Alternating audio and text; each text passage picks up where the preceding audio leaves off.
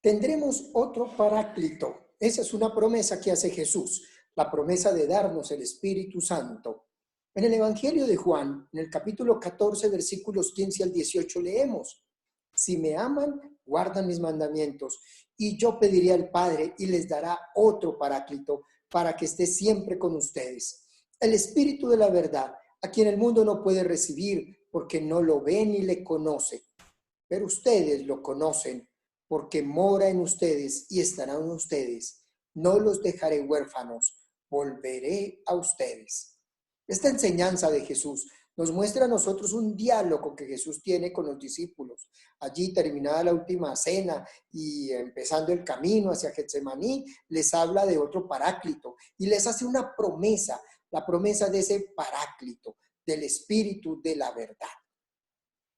Por eso lo vemos en los versículos 15 y 24, el que ama se sacrifica. Jesús ama a sus discípulos y los ama y guarda ese mandamiento de amar como Él ama y invita a que amemos como Jesús ama. Es un amor fiel a sus discípulos y se manifiesta en acciones coherentes de amor a los hermanos. Jesús muestra su amor filial y muere revelando la plenitud de su amor y la fidelidad al Padre. Por eso es capaz de entregar todo, pero va mucho más allá, porque por el Espíritu Jesús sigue presente. Jesús se va a hacer presente y permanece presente, porque el Espíritu es presentado con la palabra griega paráclito, 5 veces presentado en el Evangelio de Juan, 5 veces la palabra paráclito en el Evangelio de Juan y una en Primera de Juan. Solo que en Primera de Juan dice que les enviaré otro paráclito, porque el primer paráclito pues es Jesús. Esa palabra no es el nombre propio del Espíritu, sino un título que expresa funciones a favor de los seres humanos. ¿Qué tipo de funciones? Miren, la palabra paráclito tiene diversos significados porque se puede traducir como ayudador, consolador, uno que conforta y auxilia, abogado, mediador, consejero, intercesor, amigo a quien se le consulta, quien procura apoyo. Así que todo eso significa la palabra paráclito. Es un mandato de llamar a hacer algo bueno, para prestar un servicio de apoyo, para colaborar como soporte, como auxiliar a los débiles. El paráclito entonces es un asesor que aconseja, un abogado que defiende ante el tribunal, alguien que se hace cargo de una tarea pública para confortar y consolar en todo momento. Todo eso significa la palabra paráclito, así que es supremamente grande. Y nos muestra entonces Jesús, ya no estaremos solos, ustedes ya no nos dejó solos, no estarán solos. Aunque Jesús sea crucificado, su presencia resucitada es constante a través del Espíritu Santo, al que llama Paráclito. Por eso Jesús es el que nos da ese espíritu que lo hemos llamado fuente del mayor consuelo.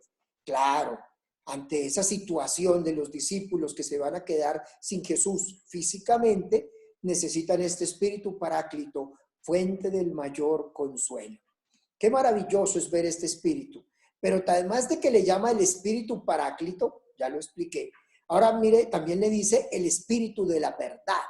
Es el espíritu de verdad en el versículo 17. El espíritu de la verdad porque muestra, porque transparenta, o sea, deja ver. Eso significa la palabra verdad en griego, aletheia. Es el que deja ver, el que muestra, el que transparenta al Padre y transparenta a Jesucristo. Es por eso la verdad, porque Dios es la verdad, porque es el que se muestra, el que se transparenta. En Él no hay mentira, no hay oscuridad, porque es todo luz. El Espíritu ya estaba presente en Jesús desde el principio, pero ahora se hará presente en los discípulos, en esos discípulos que han estado con Jesús, que caminan con Jesús, que viven con Jesús todo el tiempo.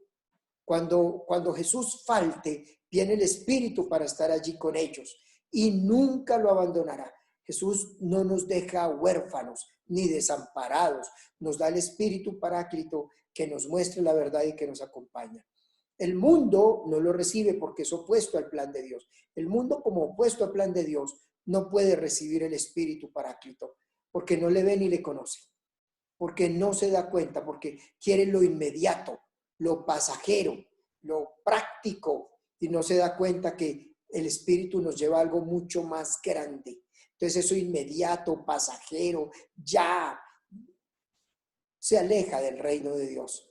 Jesús entonces viene infundiendo el Espíritu Santo en nosotros. Y Jesús vuelve, infunde en nosotros el Espíritu, y por eso Jesús realiza la promesa de la presencia permanente entre los discípulos, como señala en Juan 14, en el versículo 13 y en el versículo 18. Es por ello que es el maestro, pero este maestro no nos va a dejar huérfanos, nos va a dejar otro maestro, y él cumple sus promesas a través del Espíritu Santo, por medio del Espíritu Santo. En esta cena de despedida, terminada la cena, Jesús abre su corazón a los discípulos para anunciarles que permanecerá con ellos. Y no de una forma física, sino bajo la acción del Espíritu Divino. Jesús cumple esa promesa en la resurrección, cuando vuelve con los discípulos y sopla sobre ellos y trae la paz y les dice, reciban el Espíritu Santo. Esa promesa se realiza en la Pascua de Jesús, cuando muere y resucita. El amor del Padre y del Hijo es derramado en nuestros corazones por el Espíritu Santo, que nos acompaña y que nos consuela, nos defiende y nos infunde el valor para vencer en medio del mundo. Ese mundo que se opone a Dios. Jesús nos acompaña siempre, no nos abandona, no nos deja huérfanos, sino que permanece con esta experiencia poderosa, grandiosa que se llama Espíritu Paráclito. El Espíritu nos conduce a la verdad, en donde se nos revelan las cosas más íntimas y profundas, en donde podemos descubrir cómo se vive en esa intimidad con el Padre y nos sumerge en la comunidad perfecta que es la Trinidad. Con el Espíritu Paráclito somos vencedores. Con el Espíritu Paráclito salimos adelante porque nos llena de valentía, porque nos hace sentir hijos de Dios poderosos, llenos de fuerza para salir adelante. Tú tienes la oportunidad de tener una vida nueva si asumes la vida en el Espíritu. Te invito a que camines con Jesús hacia la Pascua.